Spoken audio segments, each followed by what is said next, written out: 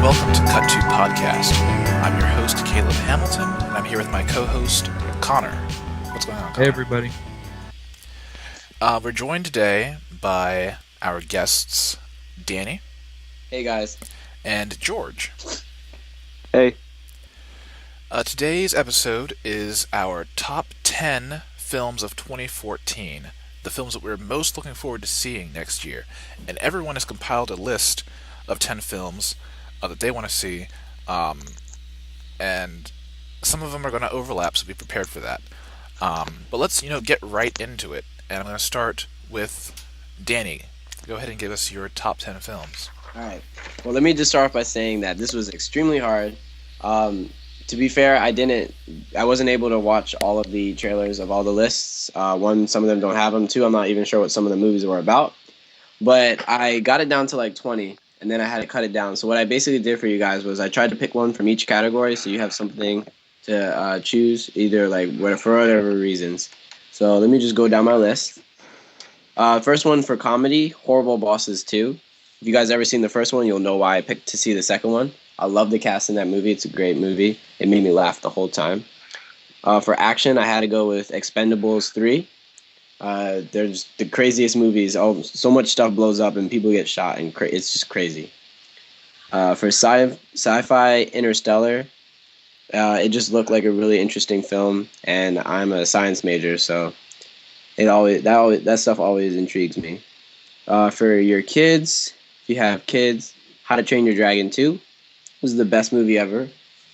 This one I'm sure is going to be good too. For fantasy, I did Maleficent. I love how they're redoing all these movies, and I'm sure with this one having Angelina Jolie is going to be really good as well. If you're into history at all, The Monument Men, I think that's going to be really good, and it's World War II related, and I think it's going to be a very interesting film, and I hope it's going to be really good. It looks good. For old school movies that are redone, I'm looking forward to RoboCop. The first three, I think was it three, Caleb, they did? And the TV show, right? Yeah, they were all awesome. My dad loved them, and I'm looking forward to seeing this with him. I think he's going to love it, and it looks really cool. For superheroes, definitely going with Spider-Man 2. I love the original Spider-Man. I love the new Amazing Spider-Man, and I cannot wait for this one. There's so many bad guys in it, and it just looks like a lot of fun. And it looks like a lot of action-packed. It looks really good.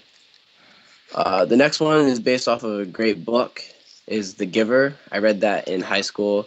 It was a really good story.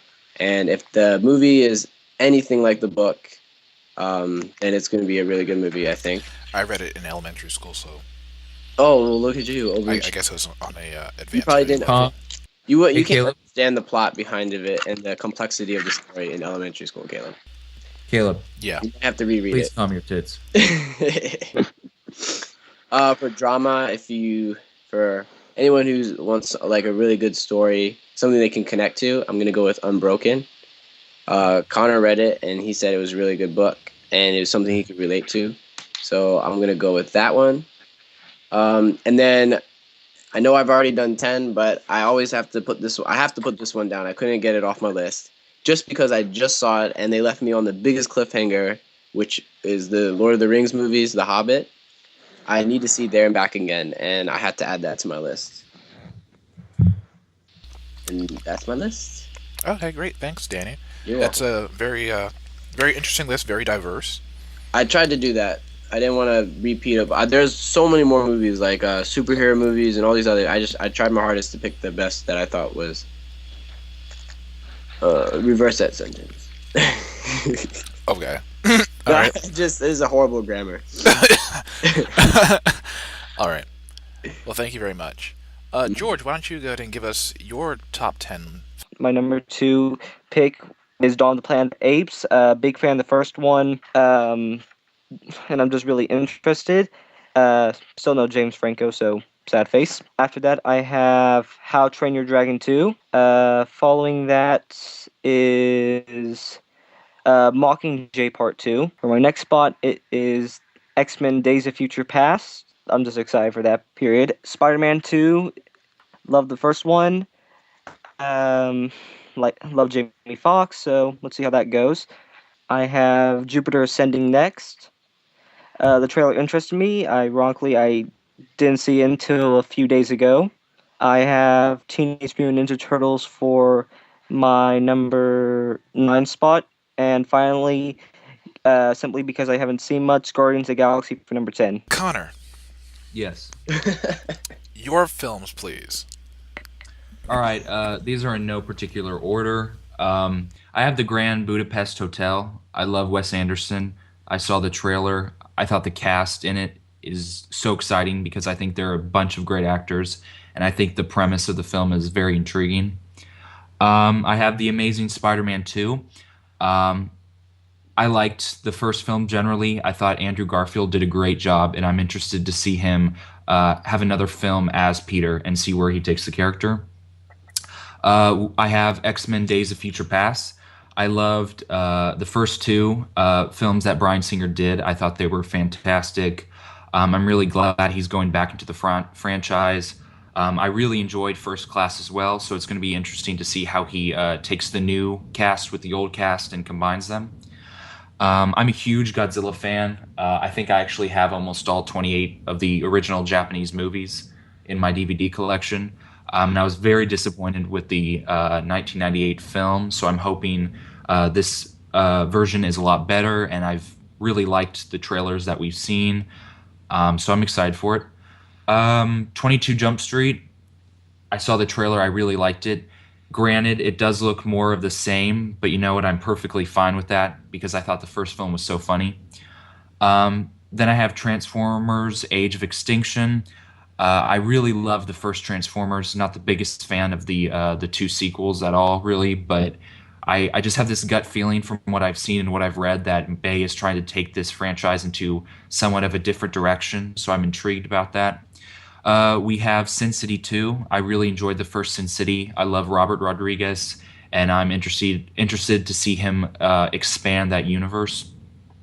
Then we have David Fincher's Gone Girl. I haven't read the book, but I read the premise, and it's very intriguing. Ben Affleck plays this husband who is he's having a very not happy relationship with his wife. It's on the rocks. I think in the book he has an affair with another woman, and I'm just interested to see Ben take a crack at that role, to see him step back from the director's chair and go back to acting, and I love David Fincher. And then we have Interstellar. I love Christopher Nolan. I enjoyed his Batman series. I enjoyed most of his films, Inception, The Prestige. And while I didn't think the teaser trailer for Interstellar was amazing, I will commend him and the studio for keeping the film's premise shrouded in mystery. I don't like when trailers expose so much of the film all at once. So I'm looking forward to that. And then finally, The Hunger Games Mockingjay Part 1. Honestly, I haven't read any of the books, but I loved the first two movies, and I've been sucked into this, and I can't wait to see the end to this series. And I can't wait to see more Francis Lawrence. I thought he did a fantastic job with the second film, a lot more world building. We finally saw more of the world where these characters reside in. So I'm looking forward to that as well. And those are my top 10. Great, thanks a lot for that, Connor. Finally, we have my list of films, and these will go. I'm going to do like a sort of a countdown because mine are in a order where it goes from 10 to 1, so 10 being a film that I am excited about but not as excited about. So, and the number 1 will be my most anticipated film of 2014. Anyway, let's jump right into it, okay? At number 10 is Transformers: Age of Extinction. For me, the Transformers films have always been sort of hit or miss, but Dark of the Moon was pretty good and sort of revitalized my interest in the franchise. Plus, Age of Extinction will introduce the fan favorite Dinobots, so that's something to look forward to. At number 9, The Hobbit: There and Back Again. The way Peter Jackson sort of ended the desolation of Smaug on a cliffhanger, it was such a tease, so I have to know what happens next. At number 8 is The Hunger Games Mockingjay Part 1. Mockingjay was not my favorite book of the trilogy. It was just really dreary and depressing, and I couldn't even cry at the end. And Catching Fire director Francis Lawrence is returning to direct the last two films because they're splitting Mockingjay into two films just to make more money off of it. So he did an excellent job handling the themes of Catching Fire, so I'm confident in his abilities for Mockingjay. I'm just a bit disappointed that he won't shoot Mockingjay in IMAX because there are so many sequences in the book that would lend themselves perfectly to the format on film. At number 6 is Christopher Nolan's Interstellar. I love Chris Nolan's sci-fi stories. They're always so deep and make you think. And I read Jonathan Nolan's draft of Interstellar, which Chris rewrote before production on this film. And even though the trailer would have you think Interstellar is just about some farmer trying to save the corn, it is so much more than that. At number 5 is Godzilla. I enjoy a good monster movie every now and then, and Godzilla is one of my favorites, and I really hope Warner Brothers isn't going for a repeat of Roland Emmerich's 1998 blunder. The Amazing Spider-Man 2 comes in at number 4. Spider-Man is my favorite superhero, and I was totally against the first film in this new franchise. I just thought it was too soon to reboot the series. But that film turned out to be okay, and then Mark Webb and several other key players at Sony, including Alex Kurtzman and Bob Orci, dropped the bomb that this film was kicking off a Spider-Man cinematic universe. And I know from the trailer this film looks crowded with 3 villains, and a rumored 4th in Shocker, who is also a part of the viral campaign on Tumblr. The Daily Bugle sends out news alerts every now and then. You can check that out. But I'm willing to bet that all of them, these villains, including the Green Goblin, Electro, and Rhino, won't be tied up in this installment. At number 3 is the Lego Movie. Growing up, I absolutely loved playing with Legos and building the craziest things my young mind could come up with.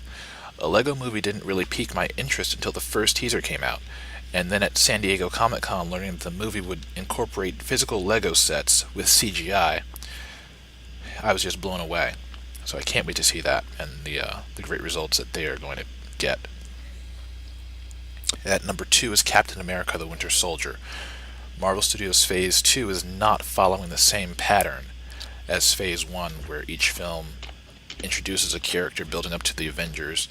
Phase 2 is more continuing to build these characters' world, as well as introduce us to new characters.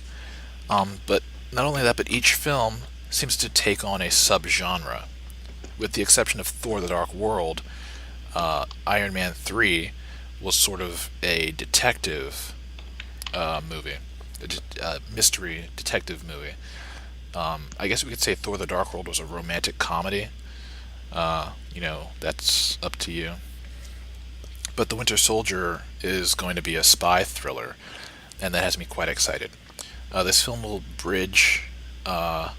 be the bridge to the Avengers: Age of Ultron, and I simply cannot wait to see the events that this picture will unfold. At number 1 is Guardians of the Galaxy, and like most everyone else, I had no idea who this group of cosmic heroes were when Marvel announced the film in 2012.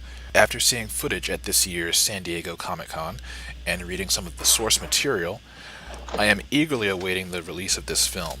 It's got an excellent cast with the likes of Chris Pratt from Parks and Recreation, Zoe Saldana from Star Trek, and Benicio del Toro, who we saw in the post-credit scene on Thor: The Dark World as the Collector.